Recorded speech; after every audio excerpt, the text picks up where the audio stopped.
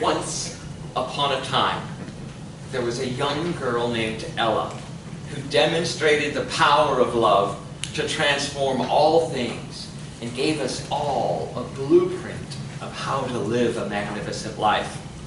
Now, she did not live a life without troubles and without setbacks, but in difficult situations, she always remembered who she was and who the person in front of her was.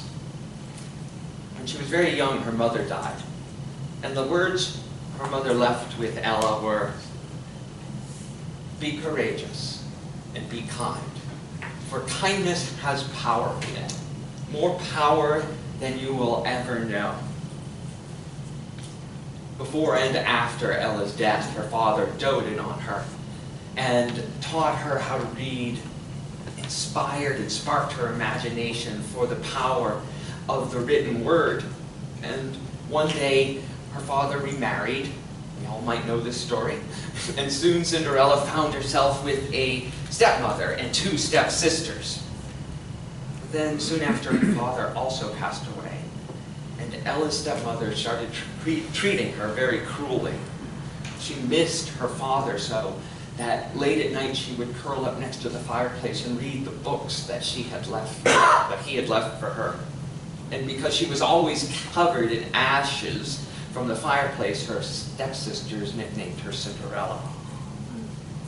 In all the versions of Cinderella I have ever watched or read, Cinderella is always portrayed as loving and caring and going out of her way to help someone else. In one version I read, she finds a bluebird with a broken wing, and Cinderella nurtures the bluebird and helps reset its wing. And later in the story, that same bluebird transforms into her fairy godmother, wings and all. In some, she helps the staff of her father's house. And in others, she gives food and water to weary travelers on the road. Ella tries her best to live up to her mother's words of courage and kindness. Cinderella is often derided and ridiculed by the stepmothers for these acts of generosity. And in fact, her stepmother and stepsisters seem to make a sport of ridicule, making themselves feel better by putting Cinderella and others down. Now, I know no one in this room would ever do anything like that. But Cinderella's stepmother and stepsisters take it to a new art form. No matter what, no matter how cruel her family is to her, or how hard her life is, Cinderella knows that there is a spot where she can always go, a refuge where she can always be safe, a corner where she can always find comfort in her imagination. There, from her own utopia, she imagines and envisions her magnificent life.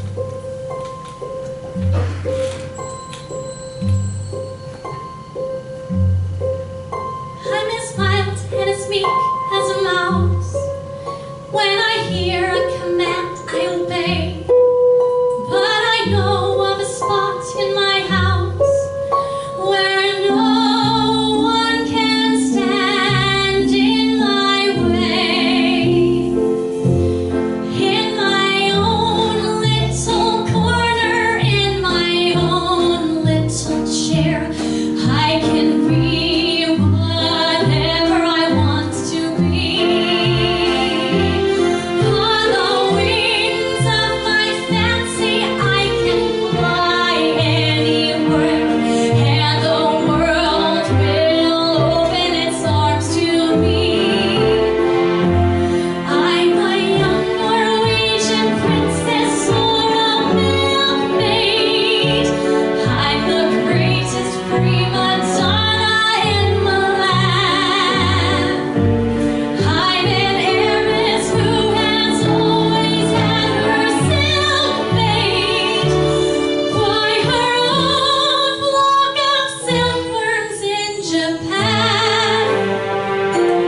I'm a girl that go mad for love's a game I can play with a cool and confident kind of air.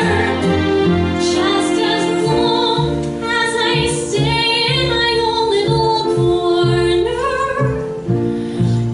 alone in my own little chair.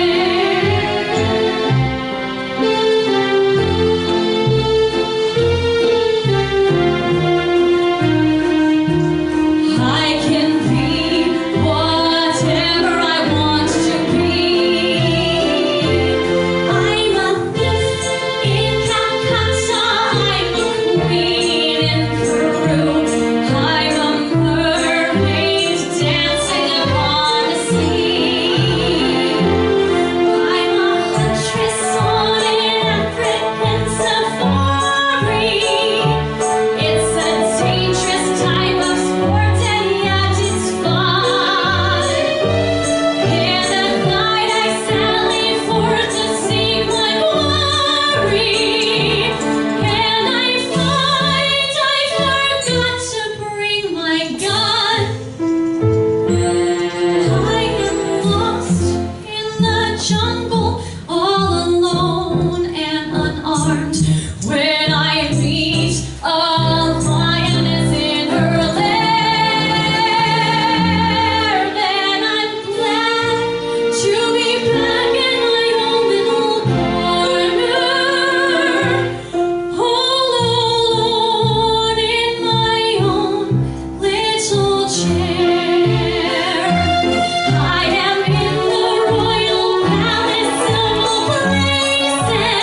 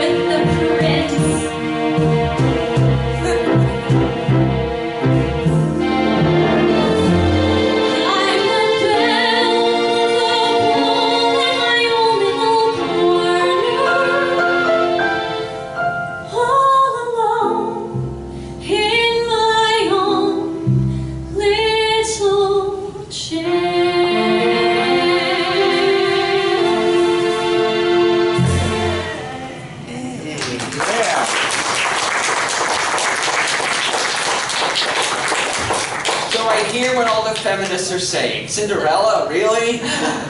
But in the latest Broadway revival and this new Disney version, they've rewritten the script.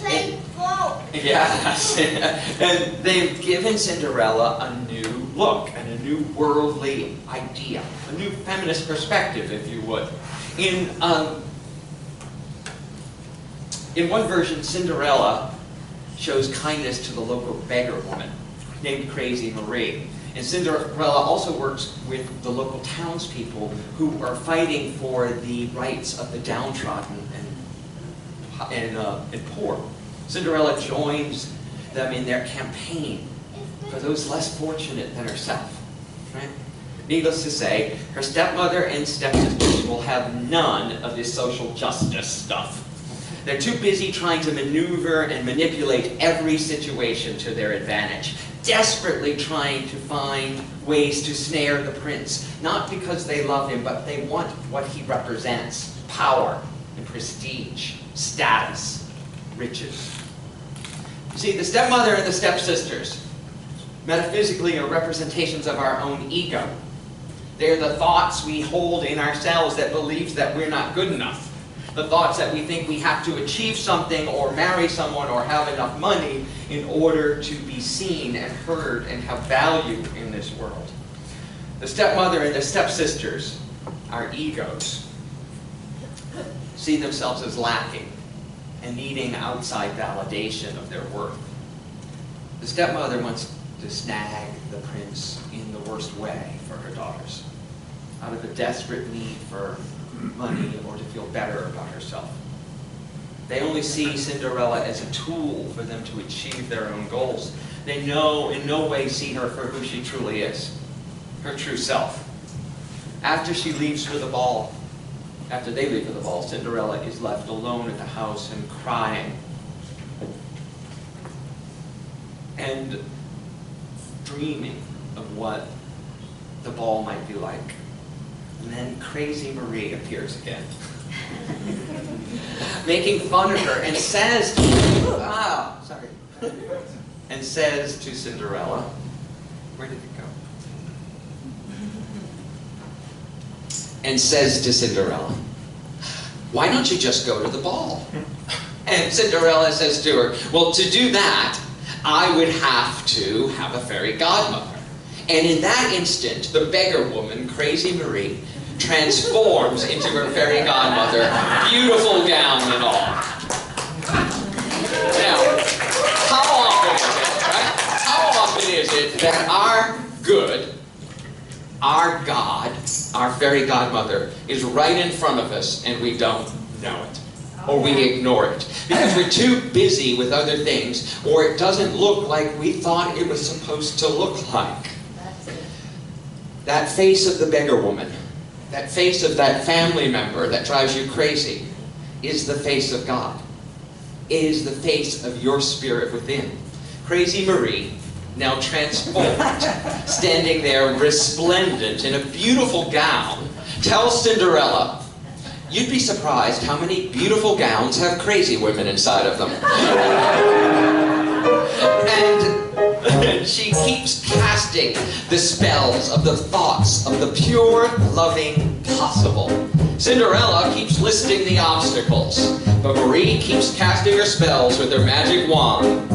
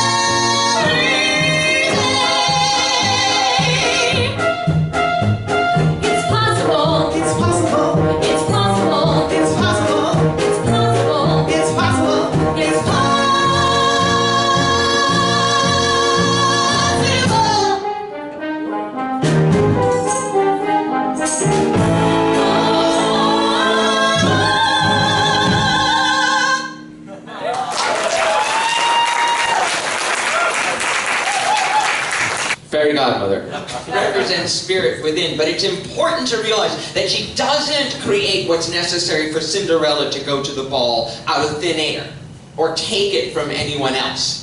She casts the light of appreciation on them and turns the things that are already in Cinderella's life into what she needs. So whether it is the pumpkin becoming a carriage, or she turns her dress blue. Yes, it's true. She turns her dress from pink to blue in the latest movie.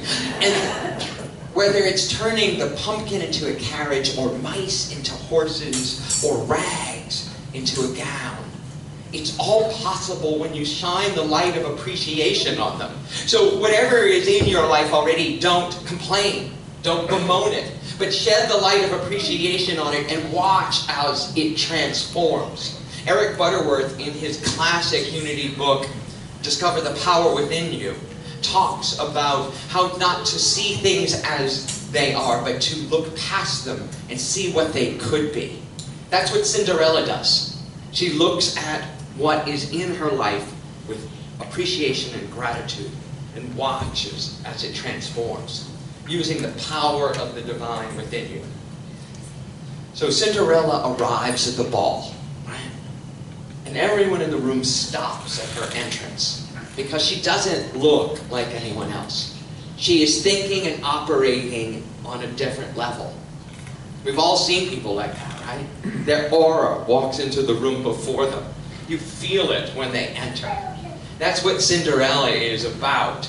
The stepsisters don't even recognize her at the ball for many reasons. Because Cinderella is so transformed, but also because they don't see her as having value, spiritually, physically, or metaphysically. So they don't recognize her in that situation. And how often is that we do the same? We don't recognize things that have value, and when someone else does, we go, oh, that was there the whole time. As the Talmud teaches us, we don't see the world as it is. We see it as we are. And we are all looking through a lens of our prior experience. Often in these stories, Cinderella and the prince meet each other before too, and don't know who they are, what their status is. And even at the ball sometimes, they don't know that they've seen each other before. But what they represent for us, Cinderella and the prince represent, is our ability to look beyond appearances, to see what really is and what might be. Carl Jung and Unity Truth students, especially all of those of you in Reverend Deanne's class, know the truth that we don't actually experience love in a situation. We bring love to the situation. The golden shadow. The person that you are looking at, the person you are in front of, is actually a reflection of the parts of you that you're unable to own and truly see.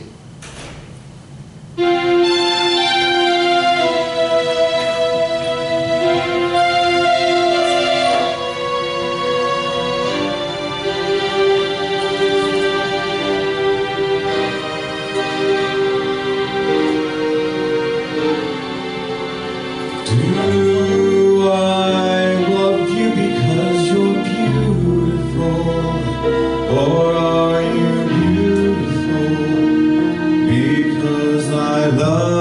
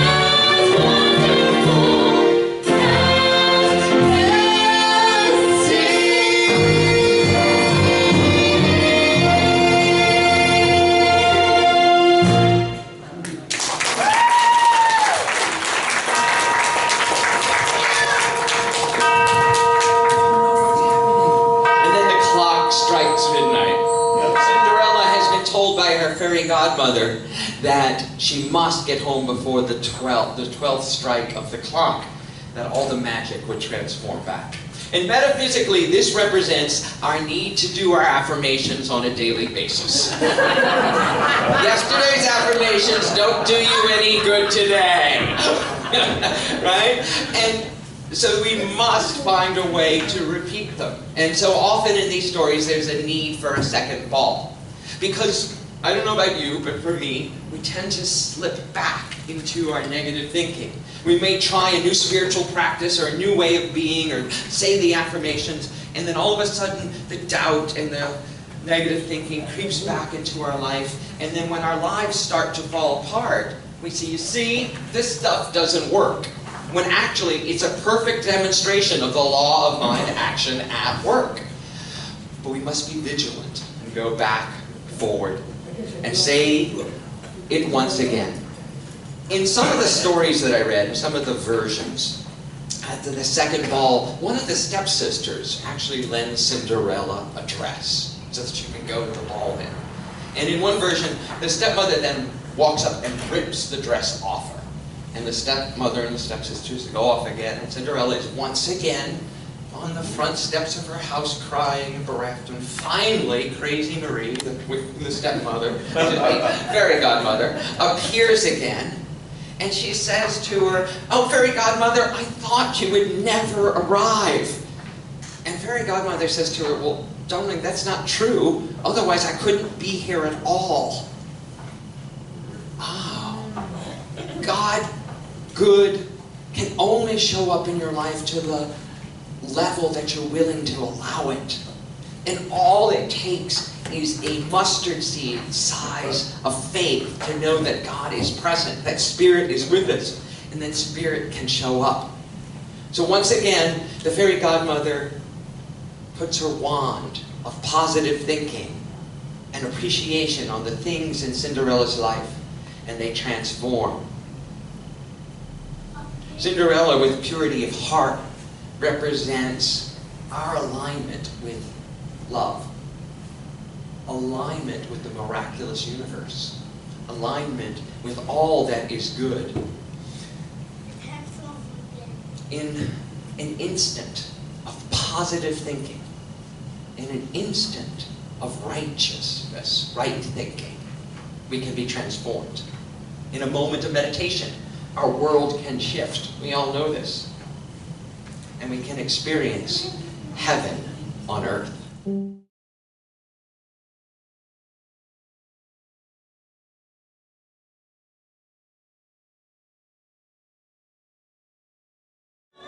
In the arms of my love, I'm flying over mountain and meadow and glen. And I like it so well that for all I can tell, I may never come down again. I may never come down to earth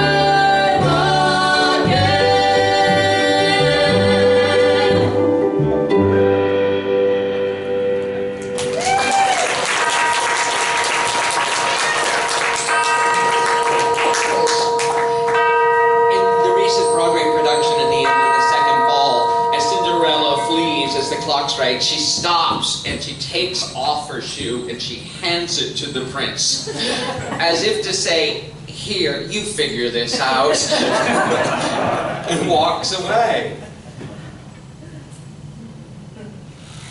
And it's part of our own spiritual journey. We understand when we walk in someone else's shoes, or in this case, with someone else's shoes, what they might be like. This search that we all go through to understand the connection and the oneness, that there's no difference between status.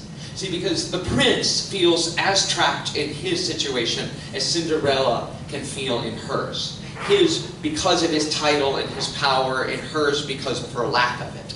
And they're trying to find each other and see each other and understand that there's no difference between us. Cinderella, through her purity of heart, sees the divine in everyone. The bird, the homeless woman, the prince, and her stepmother and stepsisters. She never condemns. She sees the world not as it is, but as it could be. And her loving kindness is how she manifests her good.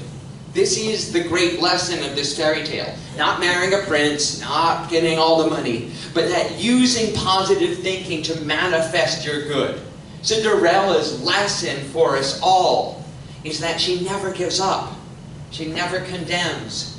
And she knows the truth, that there is always more on the other side. In the new Disney version, there's an amazing moment right when Cinderella meets her beggar woman, fairy godmother. So the fairy godmother asks for a bowl of milk. Cinderella gives it to her. And the fairy godmother says, "Thank you." Cinderella replies, "It's nothing." And the fairy godmother says, "What's nothing? A bowl of milk is nothing, but kindness makes it everything." In that act itself is not what makes the difference. It's the kindness and intention that you put in the act that makes all the difference in the world. Whether it's a penny or $1 million, a bowl of milk, or the abundance of the universe. With your intention, you can set it. And after the second ball, Cinderella takes the greatest risk perhaps any of us could ever take. And that's to be seen truly as we are. With no magic to help her, no gown, no carriage. She's just a country girl with no title, no dowry, and no family. And she presents herself to the prince, who accepts her just as she is. Finally seeing through each other, again, not as they are, but as they could be. And in many of the stories that I watched or listened to in creating this talk, the stepmother and the stepsisters are often punished for their behavior, but not at the hands of Cinderella or the prince. For we know the truth that we are not punished for our sins, but by them. That our actions are their own consequence. So there are three things I think we all could learn from Cinderella stories, and from seeing them from fresh eyes, from seeing them in a new way. And then if you want to manifest good in your life like Cinderella, it's like have courage to allow yourselves to want what you want, to imagine your life magnificent, to sit in your own little corner and dream, to daydream, to be grateful for what you have and what you have had. In one of the versions I was reading, Cinderella, whenever she felt sad about the loss of her parents, would remember the wonderful time she had with them. And she knew that that was a gift. To be grateful for what we have had. And give all you can. I'll go with that. Give all you can and be kind. So give and turn that milk, that nothing, into something. In a moment of right thinking, we can be transformed.